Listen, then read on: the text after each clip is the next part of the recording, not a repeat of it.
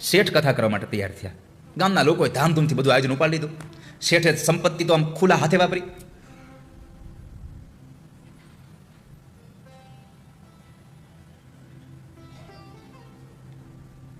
પોથયાત્રાનું એટલું મોટું આયોજન કર્યું, આખું ગામ શણગાર્યું, અબીલ ગુલાલ ને બધું લઈ આવ્યા, ફૂલ ને ફટાકડા ને બધું.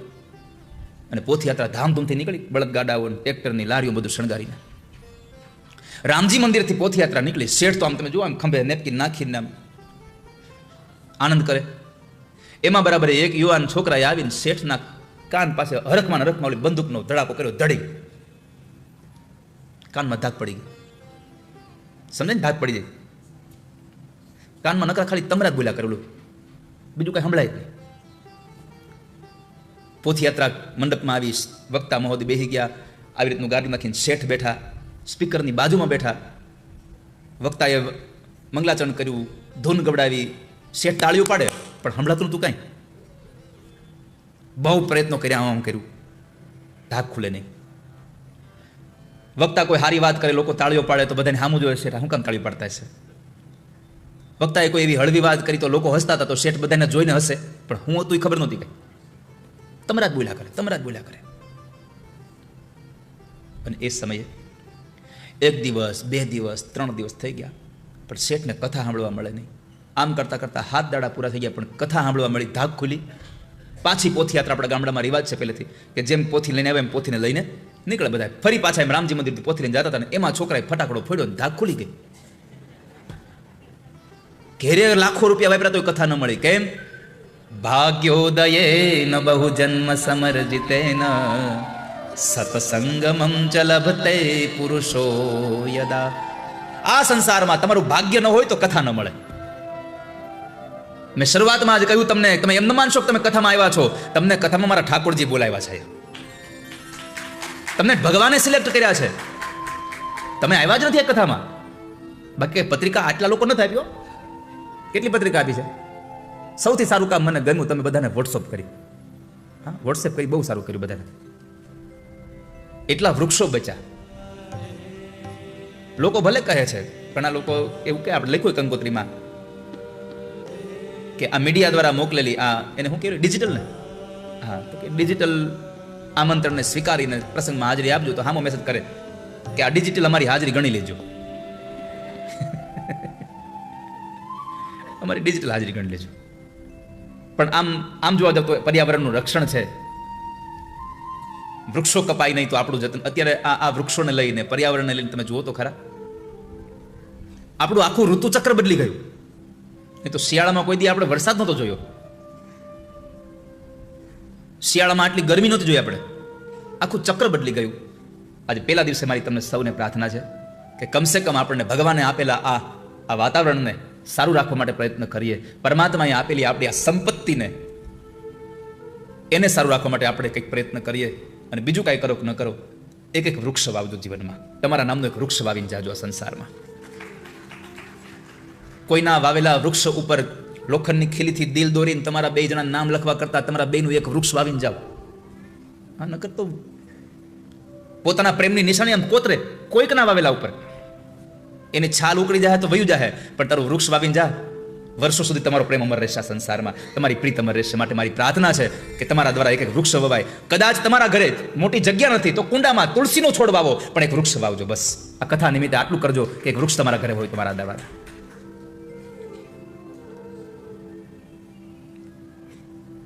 નારદજીએ સનતકુમારોને પૂછ્યું કે જ્ઞાન અને વૈરાગ્યને જગાડવા ભાગવત સાંભળવું જોઈએ તો તમે મને ભાગવત સંભળાવો.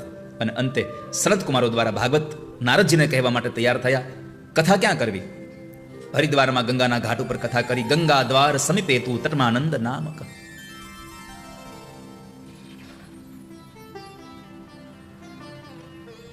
કથાનો આરંભ કરે. બહુ બધા ઋષિમુનિઓ કથામાં આવ્યા છે. અને એ કથાના શબ્દોનો અવાજ વાયુ વેગે ગંગાના દ્વારેથી લઈ અને યમુનાના ઘાટ ઉપર પહોંચે છે જ્ઞાન અને વૈરાગ્યના કાનમાં. જ્ઞાન અને વૈરાગ્યના કાનમાં જ્યારે સત્સંગ ગયો તો બંને જણા જાગ્યા છે. સત્સંગથી માણસ જાગે છે. અને જેણે જેણે સત્સંગ નથી કર્યો એ આ સંસારમાં કેવળ ને કેવળ ગધેડાની જેમ ખાલી ભાર વહન કરવા આવ્યા છે. ચાંડાલની જેમ જીવી રહ્યા છે. ખાલી એની માતાને પ્રસૂતાની વેદના દેવા માટે આવ્યા છે. જેણે ભગવાનની કથા નથી સાંભળી. આ જન્મ માત્રમપી યેન શઠેન કિંચિત ચિત્તમ વિધાય સુખ શાસ્ત્ર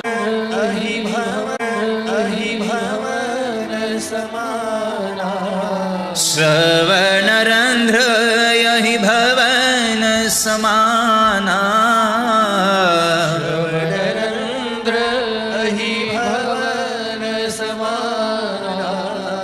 जिन्ह हरि कथा सुनी नहीं काना. જેને જેને ભગવાનની કથા નથી સાંભળી એ માણસના કાન નથી, સર્પને રહેવા માટેના દર છે. આવું ભગવાન વ્યાસ ગોસ્વામી તુલસીદાસજીએ લખ્યું. અને ભગવાન વ્યાસ કહે છે ચાંડાલ છે, ગધેડા જેવો છે કે જેને ભગવાનની કથા નથી સાંભળી. અને એ કથાનો આરંભ થયો. બહુ બધા ઋષિ મુનિઓ આવી અને કથા સાંભળે છે. અને એ કથાથી જ્ઞાન અને વૈરાગ્ય બંને જણા જાગૃત થયા. અને એ જ્ઞાન અને વૈરાગ્યના એ જાગૃત થવાને લઈ વૃંદાવનમાં એ યમુનામાં સ્નાન કર્યું. એને તરુણ અવસ્થા પાછી મળી અને તરુણ અવસ્થા પ્રાપ્ત થવાને લઈ અને માં ભક્તિ અતિશય આનંદ પામ્યા. આનંદ થયો. મારા દીકરાઓ ફરી પાછા તરુણ બન્યા. બંને જણાના હાથ જાલી હજારો સ્ત્રીઓને, જે નદીઓ હતી એ નદીઓને સ્ત્રીઓના રૂપમાં સાથે લીધી. અને જેટલા તીર્થના દેવતાઓ હતા એને બધાને પુરુષના રૂપમાં સાથે લઈ અને જે જગ્યાએ કથા થાય છે ત્યાં જાય છે. આ શબ્દને જરા સમજવાના પ્રયત્નો કરજો. નદીઓ અને તીર્થના દેવતાઓ જ્યાં કથા છે ત્યાં જાય છે. આનો અર્થ એ થયો કે આ 7 દિવસ તમારા આ પરિસરમાં, આ તમારા કથા મંડપમાં, આ તમારા ભાગવતના મંદિરમાં કેટલાય તીર્થો અને કેટલી નદીઓ આવીને અહીંયા બિરાજમાન થઈ હશે. તમને દેખાય ન દેખાય, પરોક્ષ અપરોક્ષ બહુ બધા તીર્થના અહીંયા દેવતાઓ આવીને બેઠા છે. અને બહુ મોટો સમૂહ યાત્રાએ નીકળ્યો. ભક્તિ સુતૌ તૌ તરુણો ગૃહીત્વા પ્રેમે કરૂપા સહસા વિરાસી. કૃષ્ણ ગોવિંદ હરે મુરારે નાથે દીના. સૌથી અગત્યનો શબ્દ તમારા માટે લખ્યો છે અહીંયા. શ્રી કૃષ્ણ ગોવિંદ હરે મુરારે નાથેતી નામાની મુહુર વદંતી. નકર બે બેનો કથામાં હાલીને જતા હોય અને ઈ વાતું કર્યા વગર ના જાય એવું બને કોઈ દી? બેની જ વાત છો ખાલી. આ તો હજારો સ્ત્રી હતી પણ સત્સંગમાં જઈ તઈ વાતો કરવી નહીં. પણ આપણે તો સત્સંગમાં જઈ તઈ જ કે ફલાણે કીધું પણ આવી નહીં, કોણ જાણે હું કામ હશે ને એનું હું આપણે છે. આપણે આપણું કરો ને. સત્સંગમાં બીજા ત્રીજાની વાતો ન કરવી. એકવાર અમારે ગામડે કથા હતી અને અમે બરાબર રાત્રે પધરામણીમાં નીકળ્યા. તો 11 હતી. તો 11ના દિવસે બધા બહેનો ઓલા શેરીઓના ખૂણે ચોકમાં મળીને બધા બેઠા હતા અને સત્સંગ કરતા હોય. અને સત્સંગમાં હંમેશા 2 પ્રકારનો સત્સંગ હોય. શરૂઆત થાય એ અલગ હોય, અંત અલગ હોય એનો. તો એ બધા બેઠા હતા એટલે હું નીકળ્યા તો કોઈ કઈ બોલતા નતા, વાતો નતા કરતા, બેઠા હતા બધા. એટલે મેં બધાને રાધે રાધે કહ્યું, જય શ્રી કૃષ્ણ કહ્યું અને કહ્યું કે તમે કેમ કઈ વાતો નથી કરતા?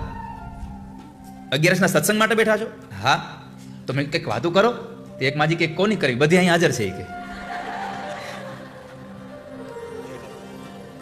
બધું અહીંયા હાજર છે. એને સત્સંગ ન થાય કોઈ દિવસ. અહીંયા કહ્યું છે કથામાં જાઓ ત્યારે ઘરેથી નીકળો અને કથા મંડપમાં પહોંચો ત્યાં સુધી ભગવાનનું નામ લેતા લેતા કથામાં જવું.